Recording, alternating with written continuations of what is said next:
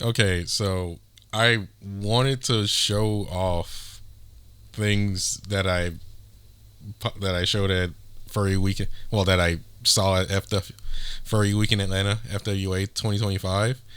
But basically as a disclaimer, I can't really show off much, if anything at all, because there are a lot of rules surrounding it with very good reason. Like they essentially don't want a lot of this content to like show off like either certain people or certain things that could be used in like that could be used maliciously, because like once it hits YouTube, or like once this stuff hits YouTube, or once this stuff hits like once this stuff hits social media, it's kind of like free reign, or it's free real estate essentially for anybody else to just like pick up and use, and there's nothing really to stop that person. So it's essentially to prevent the chance of bad actors taking like whatever footage and content is out there and going, "Oh, look at this." So yeah, there's a lot I just can't show. I can generally talk about what happened at Furry Week in Atlanta, but I can't like. But there's a lot I just can't show. Sadly, I essentially need permission, and the date for me to obtain that permission was long past, which I had to get that by like I had to have that I had that like permission by like February, which at around February I didn't even know if I was going to Furry Week in Atlanta, to be honest. So yeah, so that's just as a disclaimer. Anyway, talk about Furry Week in Atlanta, which was honestly a far greater experience this time around than last time I went back in 2022. Obviously, there was a lot of stressful stuff. So this is more going to be like a recap storytelling. And heck, honestly, I wish, part of me like wishes like I was big enough to like somebody could just listen to my story and just animate it.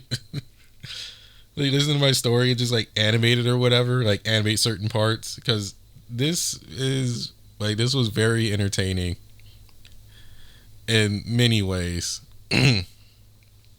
So, like I mentioned on day zero, I was like day zero was like practically like 1 or 2 days before I go out to like I set out for Furry Week in Atlanta, and there was the whole stress of the hotel that I reserved contacting me at the last minute that, hey, before you get here, just know that there's going to be like $100 surcharge for just in case that you use like our room service.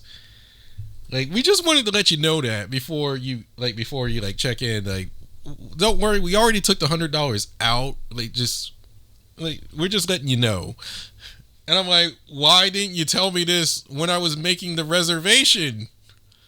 Like that's what I'm going with. Like why aren't you telling me this?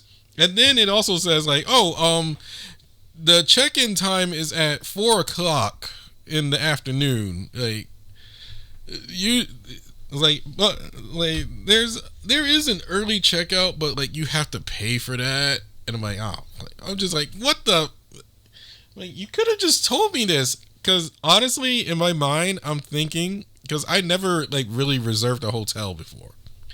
Like this is my first time doing this. So I'm thinking that like, okay, well, check-in time for a hotel would probably be before 12 o'clock, if anything. Like before before 12 noon. Or like you just check in, and like as long as you check in on the day, you're fine. No, they're like, no. So all I can surmise is like, oh, well, they have to get the room ready, which that wasn't the case. So I texted them like, hey, I'm coming in at like I'm gonna get there at like 9 o'clock, 9:30. Is there a possible way like I could just check in at that time, or is there a spot where I could just like sit and wait or whatever until that happens? Because my general plan was to just get in at like 9:30, like get into the hotel room at 9:30. Then when like so everybody else that I'm rooming with will probably show up around that time. And then when like 11 o'clock or so rolls around, I just go to registration, which I also couldn't do, but I'll save that for a little bit later. I try, so I'm like, yo, well, can I like just do whatever? Like, can I just like find some place to sit? Because I'm pretty sure because I'm thinking like hotels are not going to be like, okay, we can't have you here in the lobby. Like, you're unsightly. Get it? Like, you need to go somewhere until like it's check-in time. Like, that's what I'm thinking in my head. And they're like, oh yeah, sure, you can just wait in the lobby until it's time, or like maybe we'll just let you in early. We'll see. Like, we just play it by ear. I'm like, oh, okay then. So also at that same time, my Uber like tells me like, okay, like this is the car that's coming to come get you. Don't worry about it. Like, we will be here at 8. Like, we will be here at like 8:30. I'm like, okay, cool. Everything's set. Go to bed. I wake up. I'm pretty much ready to go. Uber arrives early. I didn't notice it at first, because what Uber does when you reserve a ride, they tell you, or heck, even when you ask for a ride, they tell you like, okay, this is the guy that's coming to get you. Like, this is the guy that's coming to get you. This is the car that they're in. This is their license plate number. You read them the little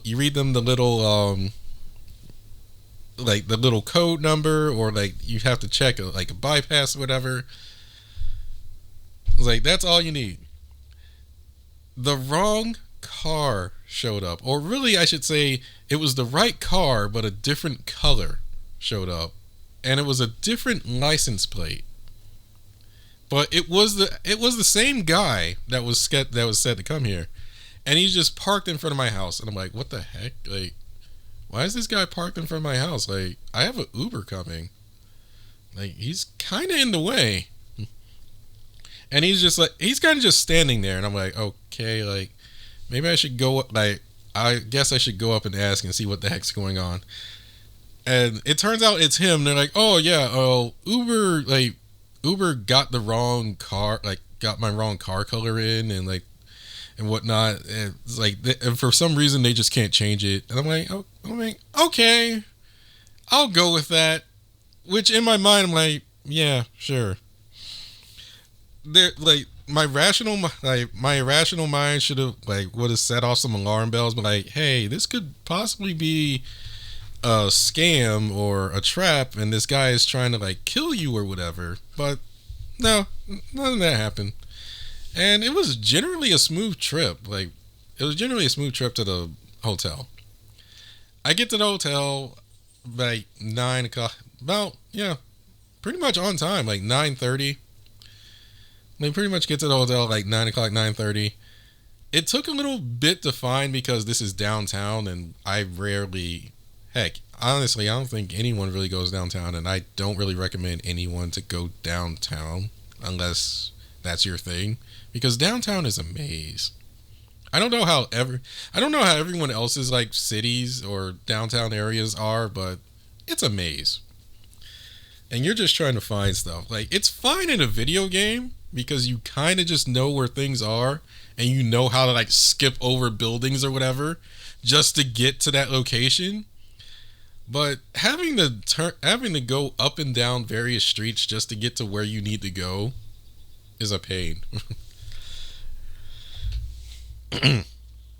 So I get in there, check in, and the concierge was making the hardest sell to me to get me to sign up for things that I just like, I can't possibly go to this.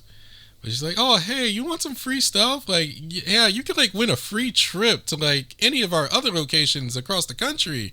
Or like, you can get like a free 7-night stay, or you can get like this free cruise. Like, come on, like, you should totally do it. Also, like, but also by like talking to me, like, you get like discounts at these restaurants that I'm not going to eat at. But, you know, it couldn't hurt. I was like, okay, I'm just sitting there like just going along with it. Because the thing is, I have nothing to do for like the next couple of hours. FWA doesn't open its doors till like 10 o'clock or so. And I'm like, okay, like at like 10 or 11 o'clock, I'm going to go get registered, get ready to go.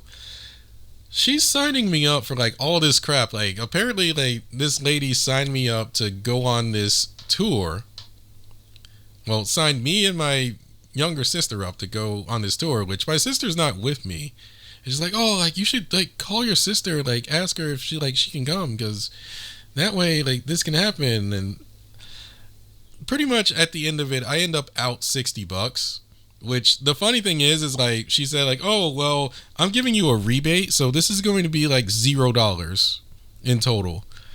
So it takes out my $60, which I never got back the $60. Thanks, lady. And I'm just like, whatever. And I'm still getting emails like, hey, you missed your appointment. Like you should, like I got an email like Saturday later on like Saturday evening saying like, hey, you missed your appointment. Like you should we should totally like reschedule. I'm like, I'm not rescheduling. Because you're trying to like get me into this like whatever timeshare crap or whatever. Like, look, just be happy you made that. Like give me back my $60 and then maybe we'll talk. So I'm sitting in the hotel room. It's like, so I make it to my hotel room. Not the best view, which I'm not that big. Like I shouldn't really complain about the view, but yeah, it wasn't that the best of the view. It wasn't that best of a view because I was on the first floor, and I look out the window and I could immediately see the parking lot from my hotel. Not only that, but the way the window is positioned, anybody, like if I had that window open at any time, anybody could just walk past and just peek into my room and see everything that's just laid out, which I have my laptop and my bag of clothes. I'm just like, okay, well, anybody could just look in and see that they're there and then like try and break in, which I know it shouldn't happen because like this is a pretty high-end hotel, but at the same time, it could very much still happen and they could just be like, oh, I know that room. Like it is this room and I got to get my stuff. And then I'd be robbed. So I had to keep that closed. Like out of paranoia, I was just like, yeah, let's just keep this closed. Also, I didn't realize this in terms of renting out a hotel, and I'm pretty sure everybody that is listening to this is going like, oh, like you should have just known that day one. Stuff like microwaves or refrigerators doesn't exactly come with the hotel room that you reserve. Like you essentially have to have that. Like you essentially have to request that and pay an extra fee to have it. And I already had to pay an extra fee to check in early, which, yeah, that's also another $60 like taken out from me. Because I think it was like $60 or so for an early check-in at 11 o'clock. I somehow got in at like 9:30. Like, I don't question it. But yeah, I was like, what the heck? We don't have a fridge. We don't have a fridge. We don't have a microwave, but we have a coffee machine. And then we have an alarm clock that has the incorrect time. Like it's fat. It is like 45 minutes faster than it should be. And I can't reset that clock because I don't know, because there's no buttons on it, or there's no like button, or there probably is a button method, but this one is designed so it doesn't say like set the alarm clock timer. And also the phone doesn't really work either.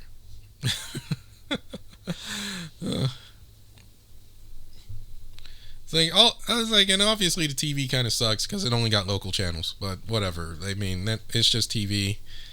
But I also know that like I've generally more or less given up on TVs like being able to hook up a console like a Nintendo Switch or whatever to it, because the way they have their TVs designed or modified, they make it so that like you can't tamper with it by like plugging in another HDMI or taking off the coaxial cable and plugging in an RF adapter. Like they designed it so like you can't mess with it. Or if you're going to mess with it, you're gonna have to bring like your own set of power tools to just mess with it. So yeah, like that's why I brought my laptop anyway. Because I wasn't connecting any console. I could have brought my Switch because Switch has that convenient. Well, you can play it portably and just have it set up on like a table or something. But this con was fun enough that we had no need for that, and there was a video game room. So while I'm waiting for like the rest of my roommates to show up, because I essentially reserved this room for myself and 3 others, essentially to split the cost of the hotel room. Like that was mainly to split the cost of the hotel room, because it was gonna be close to $1,000. It was like 800 something altogether. So I go check. So I'm waiting just for like time to either go to FWA to get registered, or I'm waiting for someone to just show up, and they're like, hey, maybe we just go out, maybe we just go out to eat and get to know each other a little better, because we're rooming with people and we've only known each other online. We haven't known each other like in person. Everyone's saying like, oh, well, I'll be coming in like a bit later. I'm like, okay, well, cool. I'll just chill and wait until registration or whatever. I get a knock on the door. And then it's like, oh, housekeeping. It's housekeeping. And like she just opens the door, assuming nobody is at the door.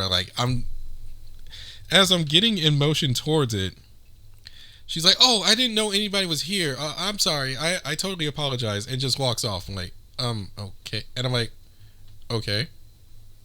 so I just kind of like blink twice. I'm like, okay. She comes back like about 10 to 15 minutes later. She comes back. Housekeeping, and then opens the door again, and it's like, oh, I'm sorry, I didn't know anyone was here. Do you have body wash and shampoo and stuff? Well, yeah, our bathroom doesn't have that. And she just hands me a bottle, and I just go like, oh, okay, put it in, and she leaves. Which, this was weird. So 11 o'clock rolls around. Like 11 o'clock rolls around, and no, actually it was about 10:30. Sorry, it's like 10, like somewhere around 10:30. Someone comes to the door. Like one of my friends said, like, "Oh yeah, I just left the airport and I'm on my way here." And I'm like, "Okay, I'm kind of lost." And I'm like, "Okay, well," it's like, so I'm trying to get myself ready to go and just go out and like try and find him, because even though I don't really know downtown that well, I can still navigate it better than somebody who's like not really been to Atlanta. And I can also like familiarize myself with trying to get there. So as I'm getting out, like I hear a knock at the door. I'm like, oh, well, I guess he managed to get here. Turns out it's not him, but he has the same room number as me. And he also has a key to the door as me. It's like, are you this person? I'm like, no, I'm not. Like, it's like, oh, well, the room says 120. Like, the room says 128. Like, which is my room. Like, huh? Uh-oh. So he leaves, and then they come up, like they somehow like come up here and they like investigate, thinking that I don't belong to this room. Like Like, I somehow broke into their hotel room. I'm like, you guys just assigned me this room as I got in here at 9:30. Like, you guys just assigned me this room as I got in here at 9:30. Like, so yeah, this is my room. And no, he's not on my list of other guests. Like, I have the paperwork right here. I printed it out. He wasn't. Like, you guys made the mistake. And yeah, they made a mistake and double booked my room. Like, we were both here for the same thing, but yeah, my room got double booked somehow. And they're like, oh my God, we are so sorry. Like, oh my God, we are so sorry. Like, I'm just scatterbrained today. Like, it's been a long day. I'm like, oh, yeah, it's fine. And just like, I'm like, it's fine. Don't worry about it. As long as it's squared away. So, like, my other roommates that we reserved the hotel room, like, start to show up little by little after that. My first roommate shows up, and we just basically go out to go find something to eat because the others aren't showing up till much later in the day. And we find out that, well, FWA is not exactly going to open right away that Thursday. Like, instead, like, FWA is going to open, like, while they have a bunch of stuff open, everything was open for people that decided to have their, like, wristbands mailed to them, which I didn't even know that they were still doing that. I had zero idea that they were still, like, mailing the wristbands out, because otherwise I would have applied for it, because I would have applied for getting my wristband early and just going like, yeah, I can just go in. Well, no, they were like, yeah, we're not doing that. And essentially, that, like, we find out, like, oh, well, registration's not until, like, 3 o'clock in the afternoon. Like, I'm just going like, what? Which is very different than how I registered back in 2022.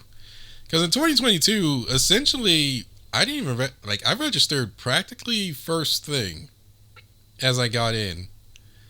And this was still in the morning. But also, I thought to myself, like, well, that was during the pandemic.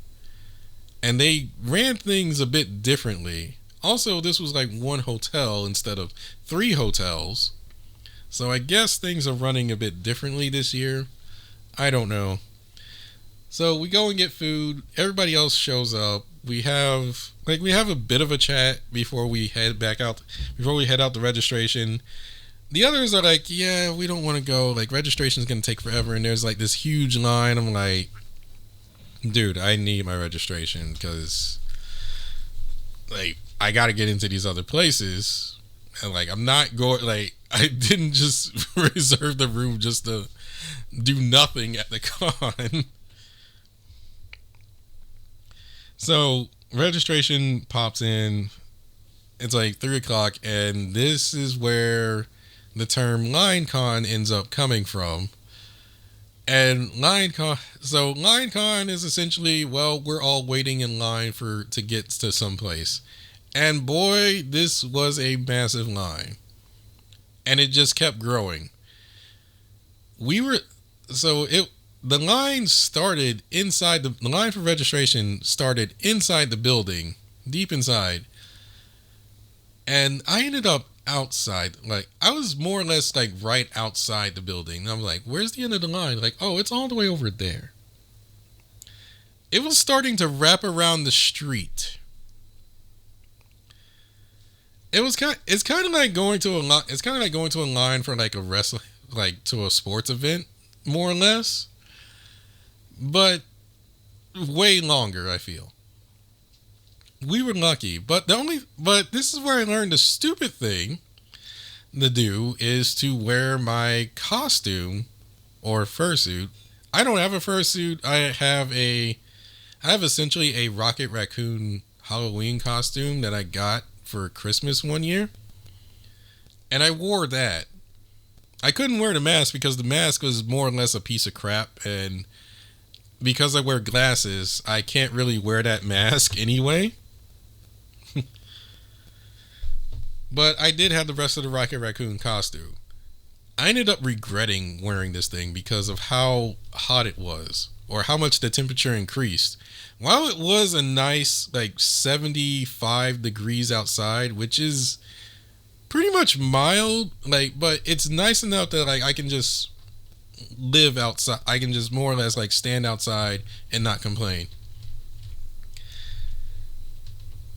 The Rocket Raccoon costume obviously up the temperature, like up the temperature of everything by at least 10 to 20 degrees. So eventually I just start sweating. Like, I just start sweating. I'm like, oh God, like I think like I need water.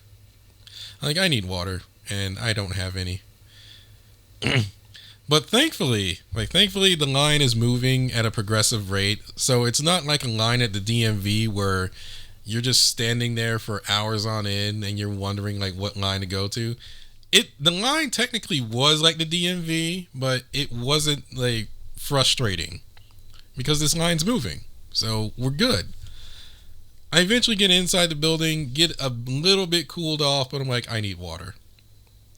Like I need water. I am melting in here. This is bad. I really need water.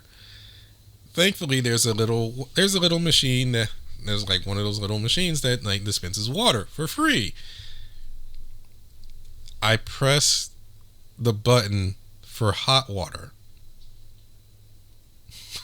They're like, dude, like you press the button for hot water. I'm like, what? Oh God! It's like as soon as they said that, my hand feels the hot water. I'm like, oh God!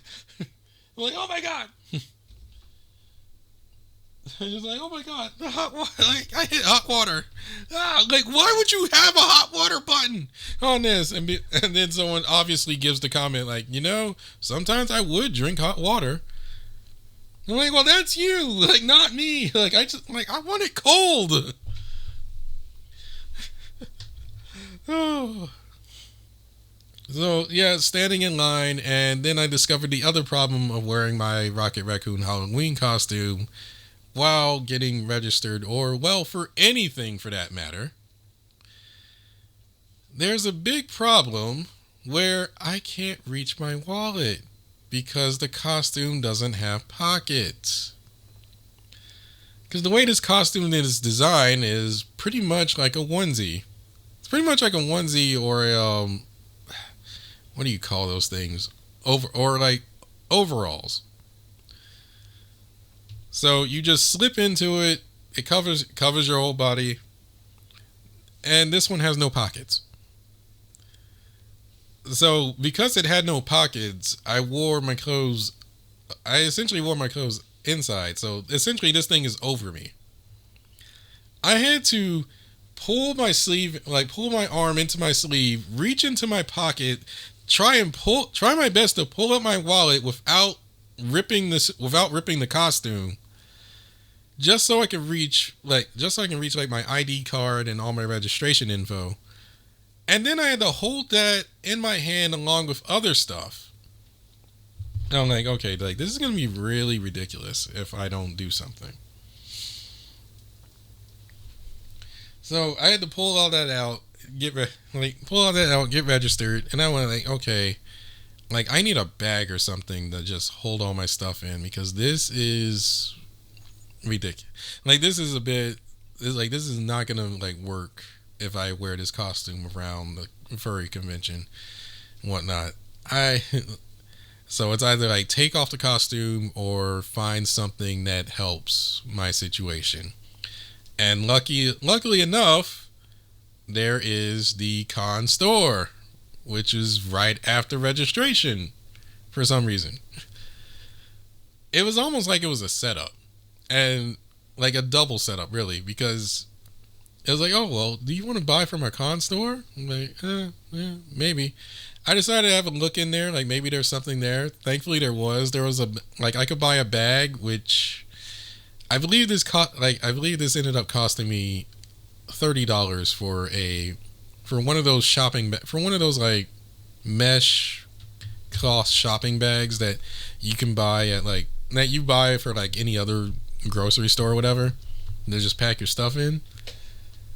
So I bought that, and I think like a couple other things, and like spent like $60, I believe, or something like that. But which I was fine with, because hey, I have a bag now. I can carry stuff and not have to worry too much about my wallet. But also the thought triggered in my mind, like, what if someone like tries to snatch my bag, which would also hold my wallet? That would be bad. So I just ended up putting my wallet back in my pocket. Oh. So managed to get registration out the way, which that's great. Like, that's great. So I can finally move on and register and all that whatnot. Now ended up coming the more chaotic part of this furry convention, which is making it to panels that you told yourself, I want to go to this and experience what's here.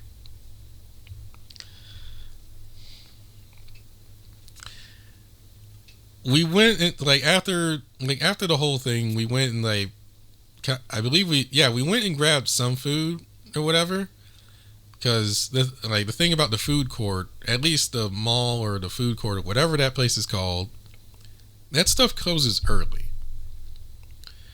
And generally, I remember back in 2022, this stuff closed really early, 7 o'clock. Which is generally the time a lot of people would probably start going out to go get something to eat. Yeah, these places start closing up around 7. So I was like, okay, well, we need to grab some food. It's roughly 3:30. I was like, yeah, let's just grab something, either lunch or whatever. Grab lunch, head back to the hotel room. The first panel I wanted to go to is popping up, which is called Visual Novels and How to Make One. Little did I know how hard it would be to make it to a panel on time. So it is 4:45. This thing starts at 5:30. Now, the way the hotels are designed and the way everything was spread out, essentially Furry Week in Atlanta had various panels. I mean, they were all over the hotels, but they were essentially avoiding the Marriott hotel, because the Marriott is mainly going through a lot of renovations. So they couldn't exactly just use that spot for panels and whatnot. It was still usable, but there was no you didn't exactly have space for a lot of things. So they decided to move a lot of panels over to a different hotel over at the Hilton. And then they have Artist Alley and Dealer's Den, which is the place where you go buy things, art related and whatnot. You can go buy those things over at the Hyatt. So here's how to navigate how to get to these hotels. It is essentially, if you've seen old school Doom, so Doom 1, 2, 3, Ultimate Doom, Doom 64, have you seen how those maps are designed? Think of that in terms of traveling to these hotels. Think of that in terms of traveling to these hotels, because it is more or less a maze, and it is very easy to get yourself turned around, especially because there's not really much to mark where you need to go. It's marked, but you kind of there's one sign and it's am I going the right way? I don't think I'm going the right way. I should turn back. Oh wait, I was going the right way. So, and to add to this, I reserved one of the overflow hotels. So my hotel is essentially outside of the 3 main branch hotels. So we're adding roughly a 10-minute walk, or you wait for the shuttle, which we never found the shuttle. It's like, well, it's essentially a 10-minute walk, which that's not bad. That's fine. Get into one hotel, and then you have to go up a couple of floors to cross this sky bridge, which connects one hotel to the next, and then also like it connects to like a little mall and a food court. Connects to that. You have to. So I had to go up like a couple of flights of stairs, cross over to that, get in there, and then like, okay, I got to make sure I'm going the right way. Am I going the right way? No. I'm getting turned around, and I'm essentially being late. The panel I was going to starts at 5:30.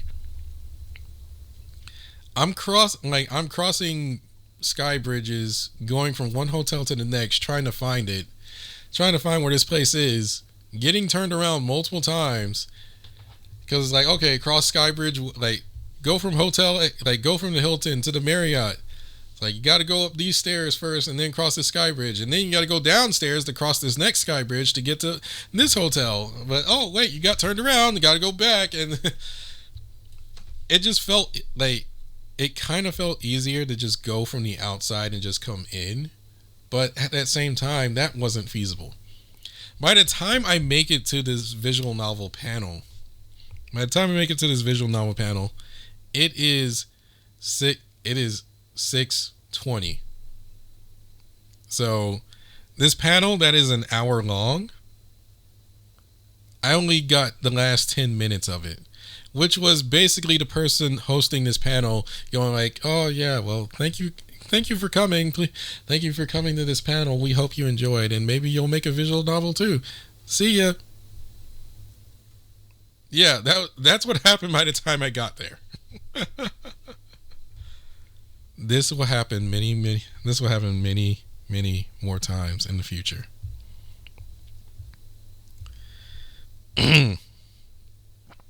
This will happen many more times in the future. I didn't even go to the video game room at this point because I was like, I don't know where to find it. I need to get food first because I remember from my previous experience at FWA, getting food was an issue. Getting food was an issue when everything closes. So we go ahead and grab food, and we pretty much call it a day there. So that's essentially more or less day one. There are other things that happen, but I feel like I shouldn't bring that up in a video because those are more private, and I kind of want to just keep this PG, so to speak. I probably shouldn't even said that, but yeah, like I kind of want to just like keep a lot of certain personal things and whatnot separate. Yeah, we pretty much called it a day there.